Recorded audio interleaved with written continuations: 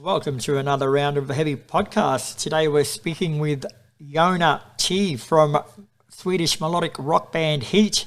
We've got a big couple of months coming up. They've got their album Force Majeure coming out on August the 5th, which is very shortly, and then they'll be coming over to Australia for a run of shows with Crazy Licks starting on September the 8th. So we figured it was time to sit down and have a yak with Jona and see what's going on with the guys.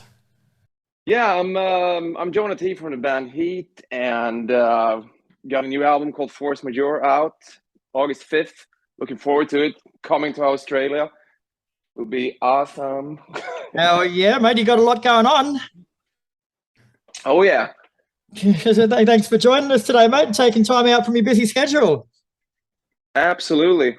So as you mentioned, mate, Heat are preparing to launch your new album Force Majeure this Friday, August the 5th. So tell us a bit about the album, mate, and what you expect from it. I mean, it's obviously being Heat, we're kind of 80s rock inspired, but with like a fresh sound, you know. And I think we kind of built on the previous album Heat 2 in terms of sound and the songwriting. But I mean, the biggest difference is that we have Kenny, our original singer, back in the band again, which affects the whole sound and the whole outcome of the album, both vocally and also songwriting wise. Yeah. So you mentioned Kenny coming back now. Like he's singing on his first album since 2010's Freedom Rock. So how easy was it to be back working with him again? Did it slip straight back in, or did you just have to sort of go through getting to know each other sort of stages again? I mean, he was very adaptable, or like adaptive to us, and he was like super, you know, he wanted to, I want to keep building on what you guys have done, because obviously he realized that we've been around for 10 more years and making music. So he was like, yeah, he kind of came with some song ideas and stuff, and we wrote together. And like it being a pandemic, it was like the perfect way to kind of integrate him into the band again, you know. We got all the time we needed to write new music, which was super important. And I think that was important because if we had gone touring on Heat 2 straight away, it would be a different sounding album, because we wouldn't have, the same time in the studio to prepare everything. Yeah. And you mentioned the fact that it has been 10 years. So obviously you guys in Heat have grown musically in that 10 years. But I can imagine Kenny would have grown too, like playing with other people and doing different things. So does he actually brought anything fresh back to the band, I guess, that might have been lacking before? I think what Kenny brings is the non-freshness. And I mean it in a good way. He brings the 80s vibe, you know. He really likes the original 80s sounding stuff, you know. And well, I think he's like, compared to Eric, he's a multi-instrumentalist. He's like very involved he knows how to arrange music, even produce, you know, and so he's an asset in that way, you know, and it's pretty cool. And your last album, as you mentioned before, like your last album, Heat 2, returned to a bit of a heavier sound for Heat. So was that a focus going into this one, that you wanted to continue that, or was it sort of a fresh slate? Yeah, I mean, we definitely wanted to continue on that path, like keep that heavy sound. And we've had Tobias Lindell, who has produced all our albums from Address the Nation to Into the Great Unknown, and he's been mixing all the albums up until this one. So he really delivers the sound of Heat, and it's his like go-to word when doing stuff is maximum. So it sounds kind of maxed out and brutal, you know, which is the way we like it. So it's not live. Yeah. And I'm sure there's some people out there like myself, mate, that aren't really that musically inclined. So for the benefit of them, like what actually determines the heaviness or lack of it when writing music? Like, do you set out with a preconceived idea, or does it come in the lyrics or the music, or the heaviness? Yeah, I think just the amount of like sheer power you put into everything, and the energy, you know, into the vocals, into the guitars, keyboards. Like you can really tell if there's a high energy from all the band members in the drumming and the bass playing. Like we kind of like to play hard and you know, fast, and that's the way we go. Like live, we've always been a metal band in spirit, you know, but we played more AOR music or melodic rock, or what you want to call it. So it kind of reflects in the playing. But I mean, when we do take it easy, we kind of like it when it sounds a bit more slick as well. Take it down, have more padded verses, like more ambient stuff as well. we have one ballad on Force Majeure called One by One. That's like, sounds a bit more like maybe Queenish or something like that, but with a bit more power in sound. And you also acted as producer on this album, mate. So what are some of the pros and cons to having someone inside the band filling that role? Oh, shit.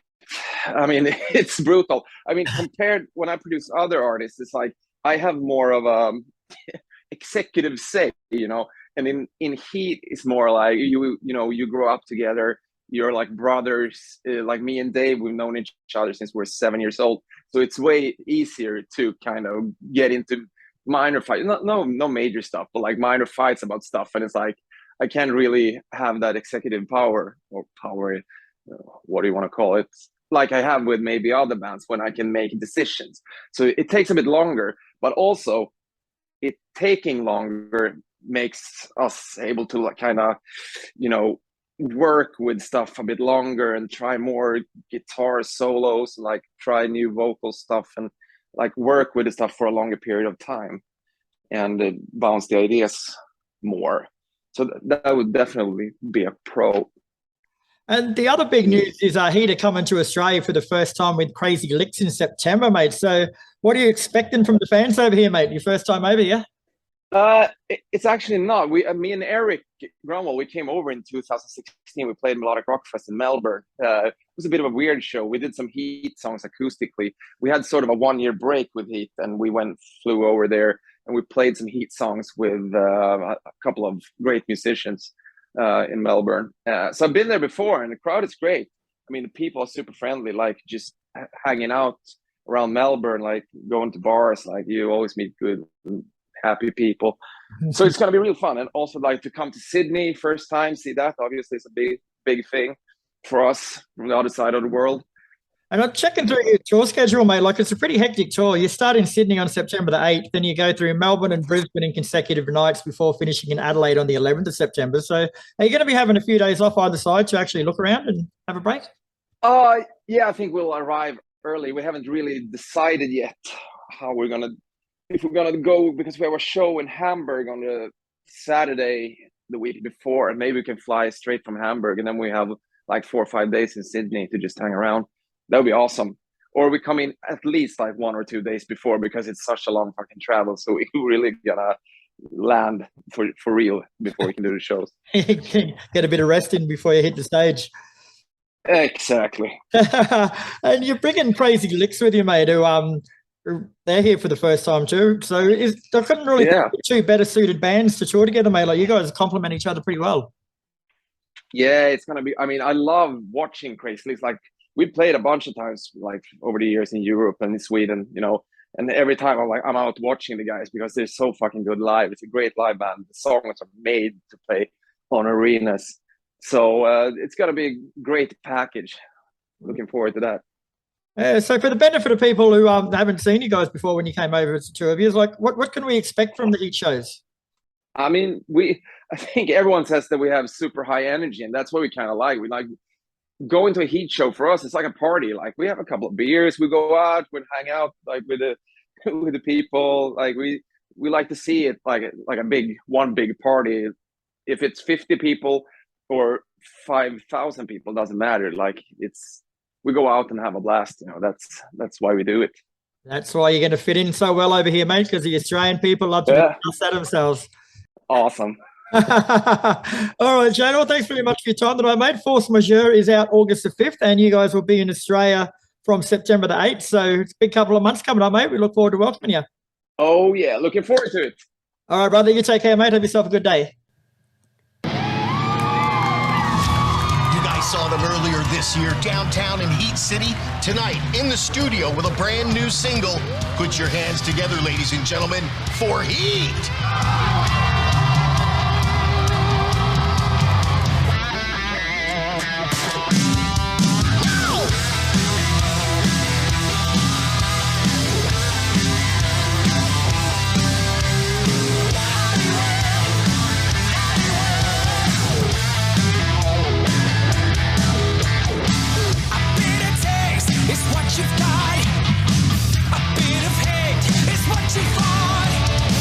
Now you're a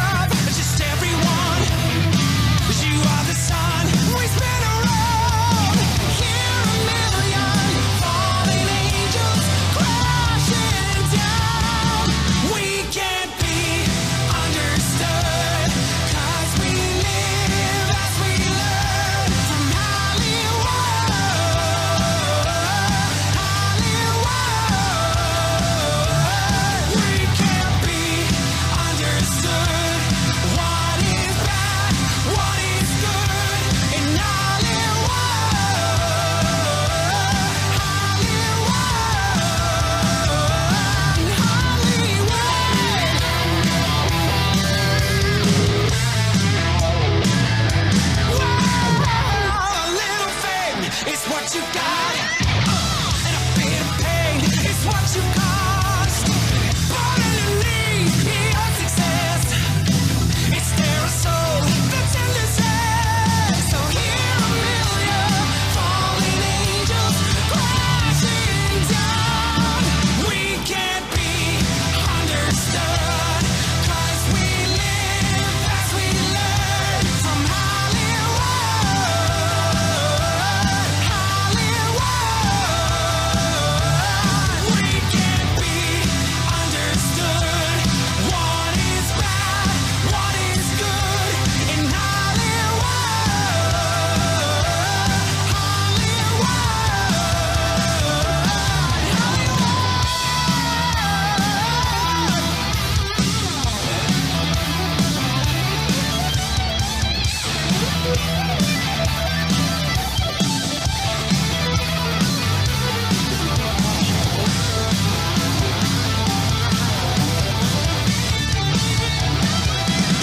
We can't be understood, 'cause we live as we learn from Hollywood.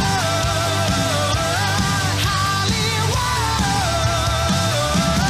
We can't be understood. What is bad, what is good in